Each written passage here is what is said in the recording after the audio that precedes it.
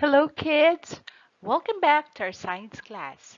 Once again, this is your science teacher, Joy Sherry C. Pandoy. Be ready and enjoy learning.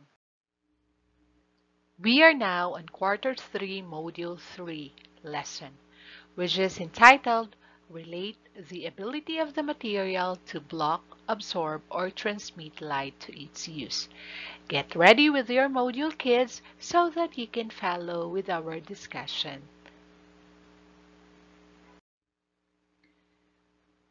Without further ado, let us move on to what I need to know part of your module. The main source of light on Earth is the sun. Kabalutaan na tanan no, nga ang sun or ang adlaw maoy gigikanan sa atong kahayag. Light or visible light is electromagnetic radiation within the portion of the electromagnetic spectrum that can be perceived by the human eye. Visible light is usually defined as having wavelengths. To understand light further, we have to study the ability of certain material to block, absorb, or transmit light. This module was designed and written to help you master the skill in relating the ability of the material to block, absorb, or transmit light to its use. The scope of this module allows it to be used in many different learning situations. After going through this module, you are expected to learn Lesson 1, Transparent, Translucent, and Opaque Materials. So, ani nga module, makabalo mo unsa tong mga gitawag og transparent, unsa tong gitawag og translucent, and opaque materials. So, enjoy learning, kids! Karon, moadto na ta sa what's in part sa inyong module. Imagine, you are in a dark room, no light. Sige daw, bi, pag-imagine, amo sa ngit-ngit, kay nga kwarto, walay suga maski gamay. Can you see completely? Makakita ba mo og klaro sa mga butang nga naa ato nga kwarto? Dili, di ba? Light from the source falls on the object and travels to our eyes. That's why light helps us see objects. However, it depends on the materials that block, absorb, or transmit light to its use. Now, let's have an activity to examine if you are ready with the new lesson. Okay, so here comes our next activity. Let us read the directions together. Study the pictures below. Identify how the light interacts to the different materials.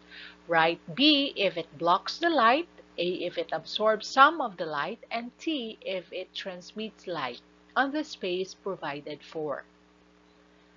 But for you to be able to answer this activity, listen first to my short discussion on the next slide. This slide shows the illustration of material that blocks, absorbs, or transmits light through a transparent, translucent, and opaque material. Kini nga mga illustration, children, maghatag natog idea ug unsa tong mga butang nga mag-block o magbabag sa kahayag o light. What material absorbs some light? Ug unsa po tong mga material nga moalaw sa light nga mo pass through o mo transmit og light. So atong unahon ang transparent material. So as you can see in the illustration, an example of a transparent material is a clear window. I believe familiar na kaimo kung unsa ning transparent material. When we say transparent material, it is a clear material, no? You can see through what is behind that object, no? So, in the example, makita nato kaayo ang naa sa likod sa window nga leaf and even the cloud, no? So, klaro kaayo. So, nganong klaro kay na? Because a transparent material allows all the light to pass through that certain object. Or in other words, this transparent material transmits light. Now, unsa pa may mga laing example sa transparent material, children? Okay, so naatay kanang gi-cover sa inyuhang book, kanang clear plastic cover sa inyuhang book. Di ba klaro kaayo nato ang cover page sa book because the material that you covered your book is a transparent material, na that plastic cover. Another is a clear glass. When say clear, wala siya sagol nga color ha, colorless siya, it's clear. Okay, another one is the clear envelope. Na kanang sudlanan ninyo sa inyong test papers ug uban pa. Now, moadto na ta sa translucent material. When we say translucent material, only some light passes through it. Other lights are being absorbed by that material. No? So, example, kaning sunglasses na dinhi sa picture. No? As you can see there, makita man gihapon nato ang leaf at the back or behind the glasses. Pero, not that clear compared to the clear window. No? So, kay nga naman, because translucent material absorbs some of the light and transmits the other light or some light. No? So, tunga-tunga siya. Okay, another example of translucent material, kanang water container nato children, no? Kanang gibutang nato sa dispenser. That is some example of translucent material. Now, let's have opaque material. So, for opaque material, wala na gina siya nag-allow og light to pass through. No? It blocks the light completely. So, as you can see in the example, nadihay bag and leaf. No? Ang leaf is behind the bag. So, makita ba nato ang part nga natabunan sa bag? Ang part sa leaf nga natabunan sa bag? Dili, di ba? Because that backpack is an example of an opaque material. Another example of opaque material is your book, a wood, a box, no? Okay, those are some examples of opaque material. So, ang opaque, di dyan siya masihag children. Dili nimo makita kung imo siyang i-block sa imuhang. Let's say, for example, tabunan ako akong nawong og cardboard, which is an opaque material. Dili na dahil ninyo makita ang ako ang face. Kay na-block man. Nga naman, gi-block sa kadtong cardboard ang light. That's why you cannot see my face anymore. So, muna siya ang opaque material. I hope na alam mo'y idea so that you can answer the activity that we had a while ago. Karon atong balikan ang inyong activity ganihana so what's in part sa inyong module. Again, all you have to do is to write B if the material blocks the light, A if it absorbs some of the light, and T if it transmits light on the space provided. So, akong balikon, ang opaque materials, mo to siya mo block sa light. Ang translucent material, katong medyo clear siya, but not that clear, kaya na siya color, mo to siya ang mo absorb some of the light. And those transparent materials will be the ones to transmit light. Na? Okay, so, for number 1, it is a picture of a clear window. For number 2, a picture of a clear glass. Number 3, a picture of a flashlight and a ball. No? So, dito gi-focus sa ball ang light. So, sa mana din ha, gi-block ba sa ball or gi-transmit ba ang light no? Sa ball. Number 4, we have this glass door. And for number 5, we have sunglasses. Okay, so a asa man din ha ang materials that block, asa ang materials that absorb, or asa ang material nga nag-transmit og light. So, I believe kaya na ninyo i-answer kay nakasabot naman mo sa atong discussion a while ago. A material can be opaque, kabalo na mo ganina na, translucent, or transparent.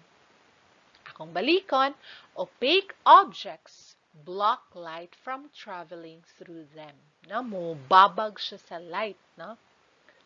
Most materials are opaque. So, kadaghanan sa mga materials nga nasa atong palibot are opaque. When light strikes an opaque object, none of it passes through. Most of the light is either reflected by the object or absorbed and converted to heat. No? So, walay i-allow sa opaque material nga light to pass through. Iyang i-block. So, it could be nga iyarang i-reflect ang light or iyang i-absorb nga ma-convert into heat or kainit. Materials such as wood, stone, and metals are opaque to visible light. Daghan pa kaayo mong daghan pa kay tang example sa opaque nga objects. Kanang mga materials nga kung ato ga siyang i-block sa ato ang panglantaw, dili na gid ta kakita kung unsay naa sa likod kana, no? Dili jud masihag maski gamay. So that is an opaque material. Now, let's have translucent objects. So, these translucent objects allow some light to travel through them. Parehas akong giingon ganina, no? Some lang nga light ang mo travel through them. And the rest of the light, iyahan i-absorb. Materials like frosted glass, kanang naay mga color bitaw nga glass, no? Kanang sa window, ang uban na dili man clear glass, frosted glass. And some plastics are called translucent. Parehas sa tumbler, kanang sa Tupperware. Although makita nimo ang sulod but not that clear compared to a transparent, kanang yellow, blue, nga mga tumblers, no? When light strikes translucent materials, only some of the light passes through them. The light does not pass directly through the materials. It changes direction many times and is scattered as it passes through. Therefore, we cannot see clearly through them. Objects on the other side of a translucent object appear fuzzy and unclear, no? So, maklaro, naman tayo makita at the back of that object, no? Pero, or on the other side of that object, pero, dili kaayo klaro. Kaya nga naman, some only of the light passes through translucent object. Because translucent objects are semi-transparent, some ultraviolet rays can go through them. Okay, so another term for translucent material, semi-transparent. Parehaan ng more siya transparent, pero na siya something a color. Pareha ito akong giingon ng mga tumblers, Tupperware, no? Kana, katong dispenser, katong water container sa dispenser, kanang sa mineral water nga container, gibutang sa dispenser, those are some example of translucent objects. Next, we will have transparent objects. When we say transparent objects, these allow light to travel through them or allow the transmission of light waves through them. Not completely. All light will pass through in transparent material.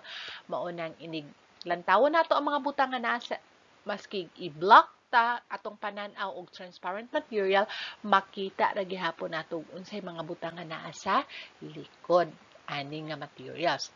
Materials like air, water, and clear glass are called transparent. Pareha po sa akong giyon ganina, katong plastic cover, clear envelope are examples of transparent objects. When light encounters transparent materials, almost all of it passes directly through them. Glass, for example, is transparent to all visible light. The color of a transparent object depends on the color of light it transmits. If green light passes through a transparent object, the emerging light is green. Similarly, if red light passes through a transparent object, the emerging light is red. No? So, kung say yung color, yaning pass, so mo po na makita sa ato ang mata. Mo po na visible sa ato ang mata. Akong balikon, ang opaque materials, those are materials that do not allow the light to pass through, or these block the light. We say translucent objects, those are semi-transparent objects. It absorbs some of the light and transmits some also of the light. And transparent object completely transmits light, or it allows all light to pass through. Transparent material or object. This time, let us try to answer what's more activity of your module. Directions. Identify the following materials that block, absorb, or transmit light to its use if it is transparent, translucent, or opaque object. Write your answers on the space provided for. Okay, so inyong buhaton ani children is i-identify lang kung transparent ba ang object, translucent ba, or opaque. Na? Wooden blocks. Sa maning wooden blocks? Is it transparent, translucent, or opaque? Yes, you are right. It is an opaque material. Na? Okay, second one, or for numbers 2 to 10, kamo na ang mo answer, ana, no? Vegetable oil. Unsa man na siya? Is it transparent or translucent? Diba, something yellow man siya, no? Number 3, cemented wall. Kanang gisiminto nga wall. Makakita ba mo, ana? Does it allow light to pass through? Okay, number 4, aquarium glass. No? So, clear man na ang glass aquarium. Number 5, stained glass windows of a cathedral or frosted glass. No? Nakadang glass nga na something color. Then, brown envelope. Then, for number 7, reading glasses. Number 8, frosted sliding door. Katong sliding door na color. Although, makakita ra ka unsay objects behind adto pero not that clear, no? Then, thick, dark curtain. And for number 10, newspaper sheet. So, I am pretty sure you will be able to answer this. For what I have learned, activity children, all you have to do is to relate your understanding of the lesson in this module by supplying the blanks in the following sentence with a word or a phrase. So, pwede ninyo i-review kadtong what is it nga part sa inyuhang module para maka-answer mo ani nga activity. Okay. I learned that when light encounters blank materials, almost all of it transmit directly through them. Unsa man ni siya?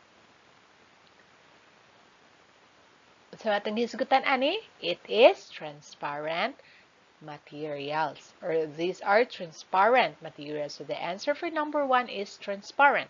Materials such as blank and blank are examples of transparent materials. So maghatag lang mo examples sa transparent materials for number 2 and 3.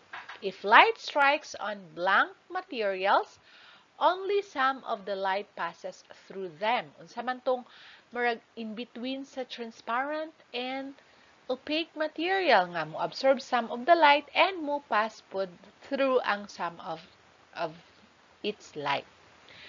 It changes direction many times and is scattered as it passes through, and an example of them are blank and blank. So for numbers 5 and 6, you are going to give examples of translucent materials, while blank materials block light from traveling through them, such as, okay, you're going to give 3 examples of opaque materials for numbers 8 to 10.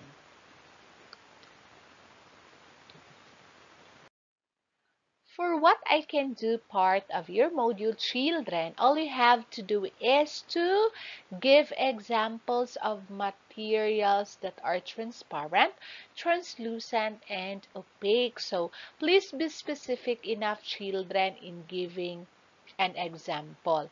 Kay pwede man nga, yes, let's say for example, glass in your example for transparent material. Ang glass, it could be opaque. Or it could be tinted, no? Translucent na glass. Okay, so, kung gusto mo ninyo nga, example sa transparent material is a glass, then you have to be specific. You have to write clear glass. Oh, kana, no? So, again, please be specific enough in giving your examples. Okay, so we will now have the assessment part of your module. So for this part, you're just going to read the questions carefully, then write the letter of the correct answer on the blank provided before each number. Okay, let us have number 1 as your example.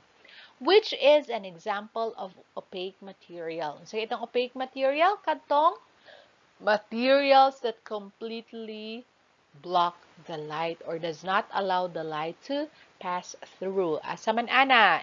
Is it clear plastic, frosted window, wooden door, or white curtain? Okay, very good. It is wooden door. So your answer will be letter C. Okay, for number 2, what kind of object that blocks all the light from passing through it? Unsa may tawag atong object nga mag-block or mag-ali sa light from passing through it? Is it transparent, translucent, opaque, or mirror? Okay, kamo na'y bahala ma-answer anak kids, ha? Okay, ato lang sang basahon ang mga questions tanan. For number 3, which of these objects is translucent? When we say translucent, kadtong material that allows some of the light to pass through and then absorb also some of the light. So, asa man anang example sa translucent? So, is it a brick wall? Is it eyeglass lenses? Is it liquid water or stained glass window? Okay. For number 4, is it blurry to see through this type of material? Again, it is blurry to see through this type of material. What type of object is it? Naara kay makita ani nga mga material, no? At the back of this material, naara kay makita nga gamay but not that clear compared to transparent material. So, unsa may tawag ana? A, transparent, B, translucent, C, opaque, D, that should be letter D, not F, D, wooden door. Okay, so for numbers 5, okay, here we have numbers 5 to 7. So, kamo na lang ang mag-read and answer, children. And then, we also have numbers 8 to 10. So, until number 10 lang niyo siya, children. Ha? So, that ends our lesson. I hope you have learned something from our discussion in this video. Thank you so much, kids, for watching. Till next, this is your science teacher, Joy Sherry C. Pandoy. Goodbye, kids.